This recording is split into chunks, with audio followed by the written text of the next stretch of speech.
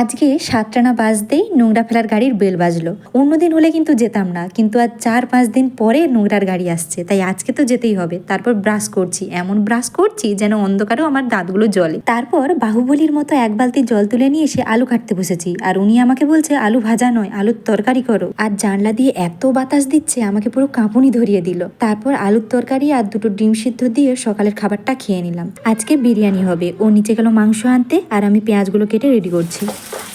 Cameraman পাগল হয়ে যাচ্ছে ভিডিও বানাতে। ক্যামেরাম্যান অ্যাঙ্গেল খুঁজে পাচ্ছে না ভিডিও বানানোর।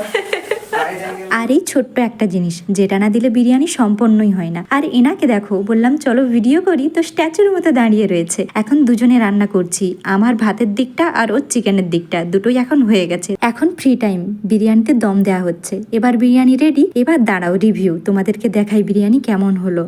বুঝলে তো, বিরিয়ানি খুব সুন্দর হয়েছে, সত্যিই দারুণ।